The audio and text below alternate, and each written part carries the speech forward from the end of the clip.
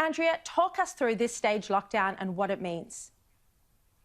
Well, Shari, of course, the biggest change here in Melbourne will, of course, be that curfew kicking in just a couple of hours' time between 8 p.m. and 5 a.m. Now, there are a couple of exceptions to that. That is if you are going to and from work or if you are caregiving. Otherwise, you do face a $1,652 fine. Now, on top of that, as you said, exercise, it'll be limited to 1 hour a day. And it really is just to get fresh air, in the words of the Premier. He said that other activities such as golf or tennis, recreational activities like that, they will be banned. Supermarket visits, well, you can have one per household per day and only one member of your household may go to do those. Now, weddings, they will be banned in Melbourne for the foreseeable future. Funerals will remain as they are, with 10 people allowed to go and attend a funeral in person.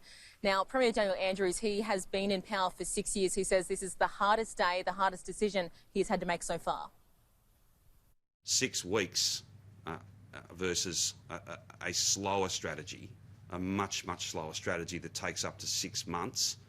I'm not prepared to accept that. I'm not prepared to accept days and days and days of hundreds of cases and more death. These are very significant steps. They're not taken lightly.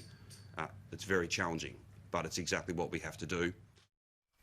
The next 6 weeks, Andrea, will be very tough for Victorians, but this is only part of the changes that will happen. Tomorrow, the Premier is expected to announce further shutdowns for business. What can we expect?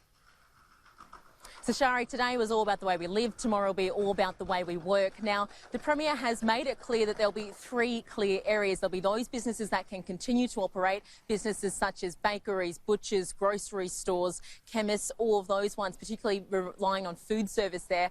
But there'll be the businesses who will have to downscale, ones which will have to go down. Now, we're particularly looking at ones potentially such as abattoirs, places like that. And then, of course, there'll be the businesses who'll have to work from home, and if they cannot do that, well, they'll have to shut completely. So, particularly looking at retail stores and the like. Now, he was asked repeatedly today about what exactly that would look like.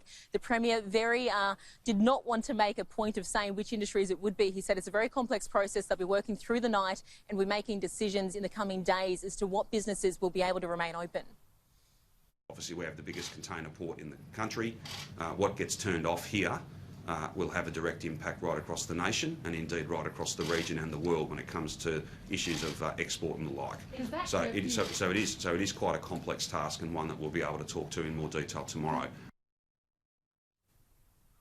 Now, the other big change, of course, is to education and childcare. So as of Wednesday, school will return to remote learning. All Year 11s and 12s, they'll be headed home. So tomorrow will be as usual. Tuesday, a pupil-free day. And from Wednesday, all schools will be remote. The only exceptions to that are special students and, of course, special needs students and children of essential workers, though, as we will discover in the next couple of days, the definition of that will be tightened. So the Premier due to announce that in the coming days. Shari? Very tough time for Victorians. Andrea Carruthers in Melbourne, thank you.